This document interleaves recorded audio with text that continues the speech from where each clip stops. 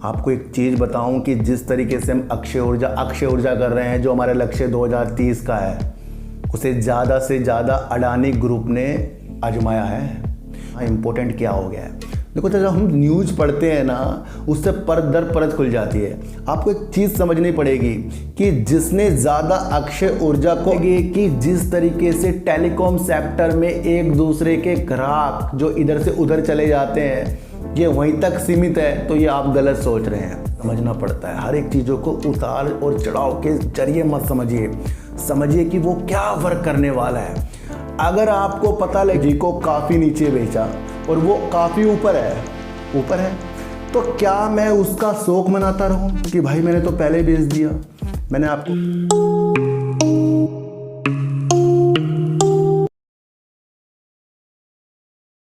नमस्कार, मैं स्वागत करता हूं आपका अपने ही चैनल पर जिसका नाम है सार्थक बाजार से। आज बात करेंगे वोडाफोन आइडिया की और बात करेंगे अशोक लीलैंड की, क्योंकि मैंने एक वीडियो परसों अशोक लीलैंड पर बनाई थी। उसके बाद आपको उसके अंदर क्या व्यू देखने को मिले, आज आपको शेयर ने 10 रुपये से ऊपर उछाल मारकर भी दिखा दिया। वो क्या ऐसी चीज़ इसके अंदर हो गई जिसकी वजह से अशोक लीलैंड अपने 52 वीक जो है ना उच्चतम स्तर पर दौड़ रहा है, उसके बारे में भी बात करेंगे। और बात करेंगे कि किस तरीके से टाटा पावर पर अडानी इलेक्ट्रिक सिटी जो है ना इसके अंदर हावी होती जा रही है, यानी कि टाटा पर अडानी भारी। इसके ऊपर भी आज हम एक चर्चा करेंगे। इन चर्चाओं से पहले मैं आपको एक चीज़ बता दूं कि जिस तरीके से हर एक चीज़, हर एक माध्यम आपको साइकोलॉजी के माध्यम से बताया जाता है, वो आपको फिर से कह रहा हूँ, शेयरों को ख़रीदना या शेयरों में सेल करना या शेयरों के साथ कुछ भी ऐसी चीज़ करना जो आपको लगता है कि मैं कर लूँ, मेरे कहने पे बिल्कुल भी नहीं करना, बल्कि आपको अपना व्यू बनाना है। क्योंकि शेयर मार्केट में जब हम शेयरों को बेच देते हैं, फिर वो शेयर ऊपर की तरफ जाता है।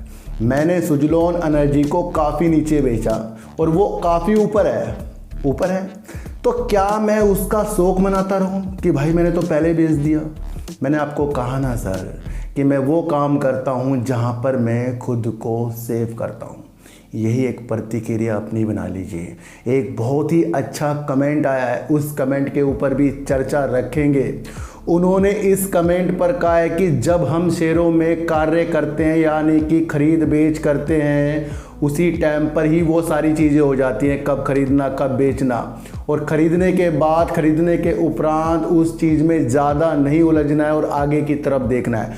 बहुत ही अच्छा कमेंट लगाया और ये एक ऐसी दिशा दिखा रहा है कि मेरे सुनने वाले अपनी साइकोलॉजी को और ज़्यादा डेवलप कर चुके हैं, यानी कि उनकी एक दृष्टि कि भाई जितना मिल गया उस पर संतुष्टि, और जो शेयर मार्केट पे कर दिया उस पर संतुष्टि और आगे की दृष्टि बनानी है। बहुत अच्छा कमेंट लगा मुझे ये, और ये एक चीज़ आपको भी देखनी चाहिए कि जब हम शेयरों को बेच देते हैं, जब ऊपर की तरफ चला जाता है, वो तभी तो लगता है कि हमारे से गलती होगी, और जब वो नीचे की तरफ जाएगा तब क्या होगा, तब आपको अच्छा लगेगा कि मेरे डिसीजन सही थे। तो आपको वो डिसीजन बनाने हैं जहां आप कम प्रॉफिट लेकर अपने को सेव करते हैं। ये एक मार्केट है, मार्केट के नियम समझो। अगर आपकी दृष्टि लंबे समय के लिए है तो वो अलग बात हो जाती है। मैंने आपको कहा कि लंबी दृष्टि वो अलग चीज़ है, उसके लिए कुछ शेयरों को दूसरे अकाउंट पर रखना चाहिए। जिस तरीके से मैंने आपको बताया है कि आपके पास एक ऐसा अकाउंट होना चाहिए जो आपकी दृष्टि आपको मजबूत करता हो।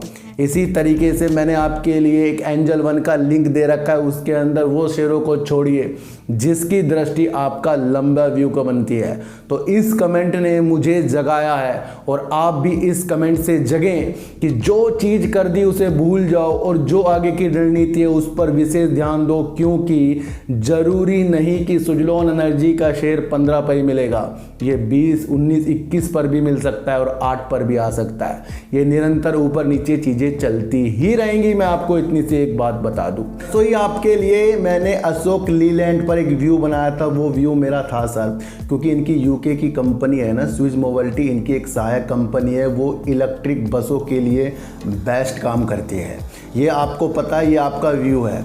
और भारत ज़्यादा से ज़्यादा अलग अलग राज्यों में ज़्यादा से ज़्यादा इलेक्ट्रिक बसों की निविदाएं निकालता रहेगा। इससे पहले भी कई इलेक्ट्रिक बसें की निविदाएं निकाली थी, उसके अंदर आपका अशोक लीलैंड की मोबिलिटी ने भाग लेने की प्रतिक्रिया जगाई थी और अभी भी 3500 ई बसें आई हैं जिसको सरकार खरीदना चाह रही है और 9 शहरों के लिए उसको चलाएंगी। ये व्यू मैंने आपका आज से एक दिन पहले बना दिया था और उसके अंदर आपको देखना था कि वहाँ पर अशोक लीलैंड वाली कोई न्यूज़ नहीं थी, लेकिन अशोक लीलैंड की स्विच मोबिलिटी जो ई बसों में काम करती है वो एक परफेक्ट व्यू दे रही है। और मैंने आपको कहा था कि 1200 करोड़ रुपए निवेश करना स्विच मोबिलिटी में, अलग तरीके की चीज़ों में वो ज़्यादा छा रहा है, वो अशोक लीलैंड ने सपने देखे हैं।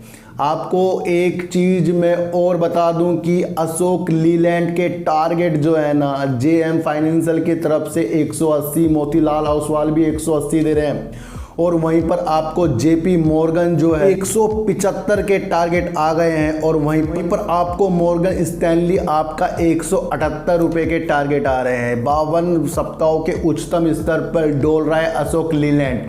और मैंने आपको परसों कहा था कि ये शेयर ऊपर की तरफ नहीं जाता, लेकिन लोगों को लगता है कि इस शेयर में दम नहीं है। तब मैंने आपको वो वीडियो बनाई थी और मैंने आपको समझाया था कि अशोक लीलैंड एक उभरता हुआ सितारा है जो ई बसों के साथ साथ अपनी रणनीति को अच्छा कर रहा है। और देख लिया उसके अंदर कितने अच्छे उछाल आए हैं, एक दिन पहले भी आए हैं, आज भी बढ़िया उछाल आए हैं। तो ये एक ऐसा व्यू है कि अगर आपको लगता है कि अशोक लीलैंड जिस तरीके से एक प्रमुख कंपनी भारत की है जो वाणिज्यिक वाहनों में अच्छी पकड़ रखती है, तो वो आगे भी इस तरीके की प्रक्रिया रखती रहेंगी। आज इस शेयर के भागने के नतीजे में आपको बताऊंगा कि अगर आपको ऐसा लगे कि आप एक ऐसी चीज़ का निर्माण कर रहे हैं कि वो चीज़ अपना आप ही चलेगी। बंदरगाहों में जिस तरीके से ट्रक होते हैं उसका संचालन करने के लिए अशोक लीलैंड ने ना एड ड्राइवर्स के साथ एक साझेदारी कर ली है। वो उनके एआई सिस्टम पर वर्क करेंगे। ये जितने भी ट्रक बनाए जाएंगे ये इस तरीके के ट्रक होंगे, ऑटोनॉमस इलेक्ट्रिक ट्रक का निर्माण करेंगे दोनों मिलकर। बहुत अच्छी साझेदारी कर ली है। ये ट्रक ना सर अपना आप चला करेंगे। आपको समझना चाहिए कि बंदरगाह के संचालन में अच्छा योगदान देने के लिए अशोक लीलैंड ने एड ड्राइवर्स के साथ एक साझेदारी कर ली है और वो उनके इकोसिस्टम पर ये वर्क करेंगे। ये एक बहुत ही बड़ी न्यूज़ है जहां अशोक लीलैंड ने ऐसा भारत का पहला ट्रक, ध्यान रखना, भारत का इस तरीके का ऑटोनॉमस इलेक्ट्रिक ट्रक बनाने की जिम्मेदारी अशोक लीलैंड ने दी है, जहां पहला सब जुड़ जाए। ये विदेशों में होता है, लेकिन इंडिया में अशोक लीलैंड ने किया है, वो भी बंदरगाह के संचालन के लिए और एक कंपनी के साथ उनके एआई सिस्टम के थ्रू इस तरह से वर्क करेंगे। ये ऐसा ट्रक है जो स्वतः चलित होगा, यानी कि अपने द्वारा ये चल सकता है ट्रक। ये एक बहुत ही अच्छी एक पकड़ बना ली है और जितने भी ट्रक बनेंगे ये अशोक लीलैंड के जहाँ विनिर्माण होता है वहाँ पर बनेंगे। यहाँ से क्या दृष्टि दिख रही है कि अशोक लीलैंड एक उभरता हुआ सितारा है सर। इसने भारत का पहला ऑटोनॉमस की तरह ट्रक बनाने की प्रक्रिया में अपने को उजागर कर लिया है और बहुत ही बढ़िया कंपनी एड ड्राइवर्स के साथ इस तरीके से ये वर्क करने के लिए पहला भारत की कंपनी बन गई है। बहुत पॉजिटिव संकेत आ रहे हैं और सबकी नज़रें अब इस शेयर पर पड़ेंगी। देखो सर, इस शेयर को खरीदते अगर ये गिरे तो उसमें टेंशन मत लेना, क्योंकि ये वो काम कर रहा है कि इलेक्ट्रिक बसों के साथ साथ ये आपको देखने को मिला है कि ये ट्रक के लिए भी एक अच्छी सुविधा बंदरगाह के संचालन में योगदान देने के लिए कर रहा है। हर एक चीज़ों को हमें समझना पड़ता है, हर एक चीज़ों को उतार और चढ़ाव के जरिए मत समझिए कि वो क्या वर्क करने वाला है। अगर आपको पता लगे कि जिस तरीके से टेलीकॉम सेक्टर में एक दूसरे के ग्राहक जो इधर से उधर चले जाते हैं ये वहीं तक सीमित है, तो ये आप गलत सोच रहे हैं। मैं क्या कह रहा हूँ कि अगर मेरे पास जियो का सिम है तो मुझे ये छूट है कि मैं किसी और ऑपरेटर का सिम भी चला सकता हूँ। ये आपको देखने को सिर्फ टेलीकॉम सेक्टर पर मिला है, लेकिन मसला यहाँ पर एक अलग हो गया है। ये मसला हो गया है सर टाटा पावर के साथ। टाटा पावर के 3000 कस्टमर अडानी इलेक्ट्रिक सिटी में आवेदन कर चुके हैं, प्रवास कर चुके हैं। प्रवास का मतलब कि जब एक जगह उसे अच्छी चीज़ें नहीं मिल रही है, महंगी मिल रही है, तो वो दूसरी तरफ उसके ग्राहक चल जाते हैं। इसी तरीके से टेलीकॉम सेक्टर में भी आपको देखने को मिला है। तो कहीं ना कहीं 3000 ग्राहक, जिसमें सर वाणिज्यिक ग्राहक हो गए, औद्योगिक ग्राहक हो गए और घरेलू ग्राहक हो गए, ये 3000 हैं जो करीब 350 मिलियन यूनिट के लिए आवेदन कर चुके हैं अडानी इलेक्ट्रिक सिटी में। अडानी इलेक्ट्रिक सिटी सर कम टैरिफ से उभरा है। मुंबई में हुआ ये काम। मुंबई में जो अडानी का प्रतिद्वंदी था वो कौन था? टाटा पावर था। और टाटा पावर के जो रेट हैं उच्चतम है और अडानी इलेक्ट्रिक सिटी के रेट जो हैं कम है, दरें कम है। टैरिफ की लड़ाई हो रही है। इसके अंदर जिसको जो सस्ता लग रहा है वो उसकी तरफ दौड़ रहा है। तो ये अनोखा कारनामा जिस तरीके से अडानी इलेक्ट्रिक सिटी में देखने को हमें मिला है, जो मुंबई में काम है, दोनों कंपनी बेस्ट है। देखो सर, मैं यहाँ पर टाटा पावर को आपको नेगेटिव नहीं समझा रहा हूँ, बल्कि एक चीज़ समझा रहा हूँ कि उसके 3000 कस्टमरों ने अडानी इलेक्ट्रिक सिटी में अपना आवेदन कर लिया है। आपको एक चीज़ बताऊं कि जिस तरीके से हम अक्षय ऊर्जा कर रहे हैं, जो हमारा लक्ष्य 2030 का है, उसे ज़्यादा से ज़्यादा अडानी ग्रुप ने आजमाया है। क्योंकि मुंबई में वो 2000 मेगावाट जो क्षमता है ना, उसका 30% उसका अक्षय ऊर्जा से आता है। और जब उसका 30% अक्षय ऊर्जा से मुंबई के लिए आता है तो उसके टैरिफ में क्या होगा? कमी आएगी उसकी दरों में। तो यही एक मुख्य कारण है कि टाटा पावर के उच्चतम रेट लेकिन अडानी के कम रेट हो गए हैं। वो उसकी वजह से, क्योंकि उसने 30% अक्षय ऊर्जा से क्षमता ली है, जो 2000 मेगावाट में से 30% अक्षय ऊर्जा का है। यहाँ इंपॉर्टेंट क्या हो गया है? देखो, जब हम न्यूज़ पढ़ते हैं ना, उससे परत दर परत खुल जाती है। आपको एक चीज़ समझनी पड़ेगी कि जिसने ज़्यादा अक्षय ऊर्जा को आजमाया उसके पास रेट कम हो गई, उसके पास 3000 कस्टमर आ गए।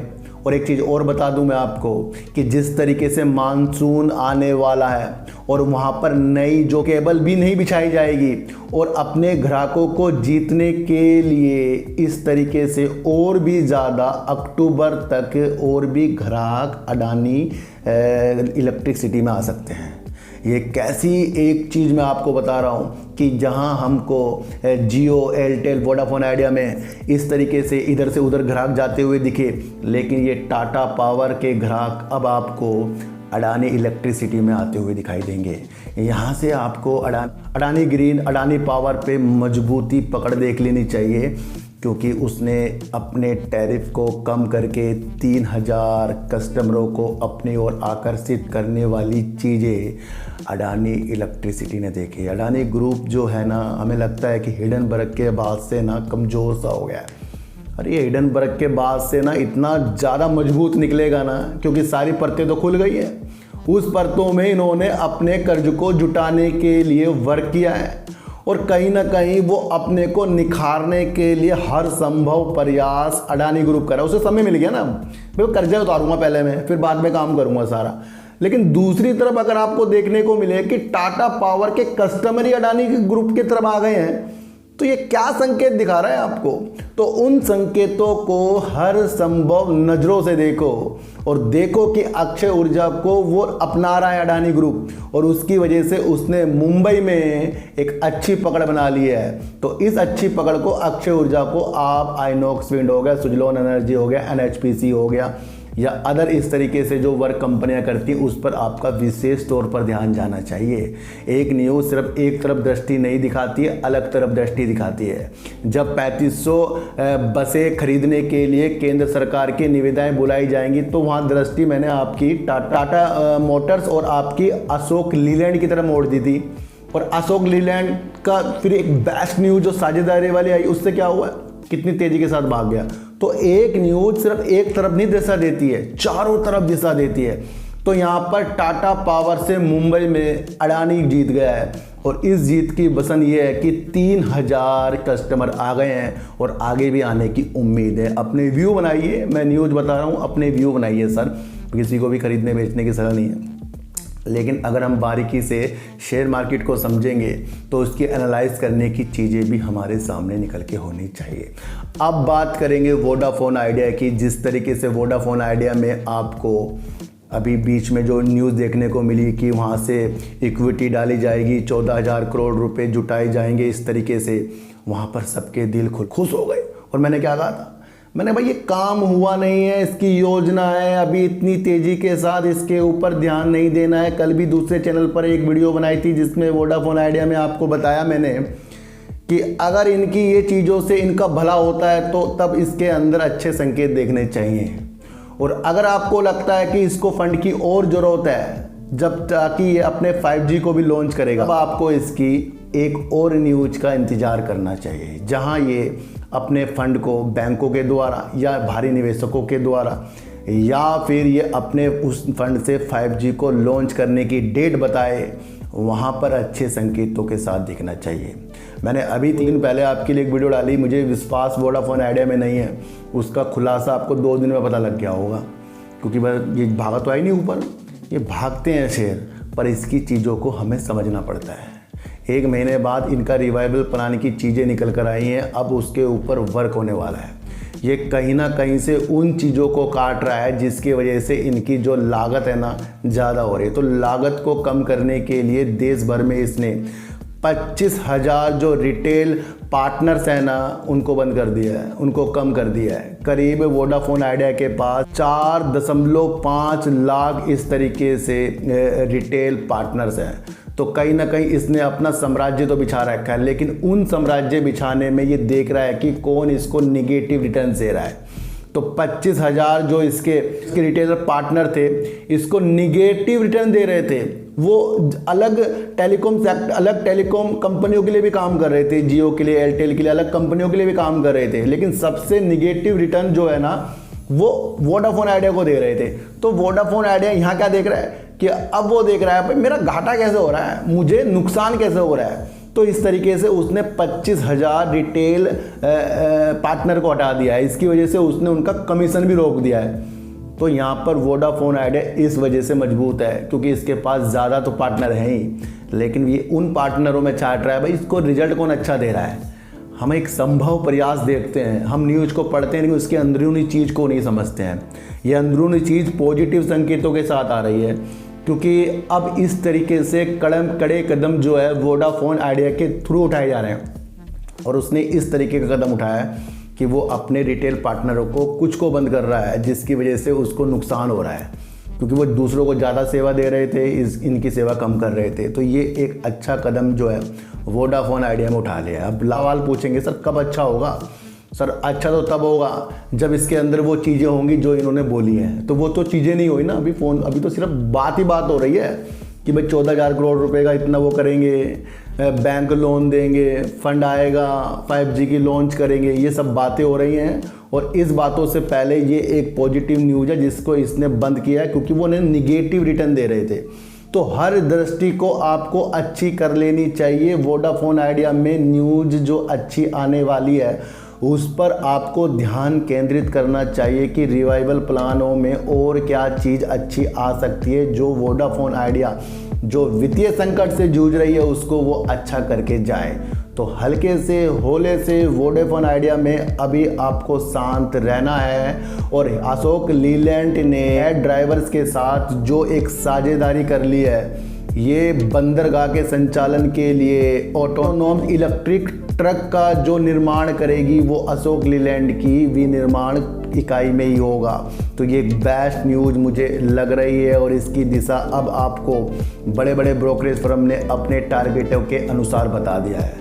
टाटा पर अडानी भारी हो गया, ये सारी चीज़ें मैंने आपको समझा दी। इससे 3-4 चीज़ें निकल रही हैं कि हाँ तो अडानी पावर, अडानी ग्रीन मजबूत और अक्षय ऊर्जा पर आपका ध्यान केंद्रित, उसकी वजह से इनके टैरिफ कम हुए हैं। हर चीज़ को समझिए। और टाटा पावर भी बेस्ट शेयर है, लंबी दूरी की चीज़ों के लिए समझिए। लेकिन मुंबई कितना बड़ा है, वहाँ दोनों प्रतिद्वंदी है और 3000 कस्टमर इधर से उधर गए, आगे भी उम्मीद है। तो इस उम्मीद से अपने व्यू बनाइए और अपने अनुसार देखिए कि अडानी का अभी साम्राज्य बन रहा है और उस साम्राज्य में उसने विशेष तौर पर इलेक्ट्रिसिटी पर ज़्यादा से ज़्यादा ध्यान दिया है। तो सर चींटी को आटा दीजिए, गाय को रोटी दीजिए और अपने बच्चों को ज़्यादा से ज़्यादा प्यार कीजिए, क्योंकि बच्चे ही आपकी मासूमियत से किस्मत पलटेंगे। तो फिर मिलेंगे आपसे नई वीडियो के साथ, जब तक के लिए नमस्कार।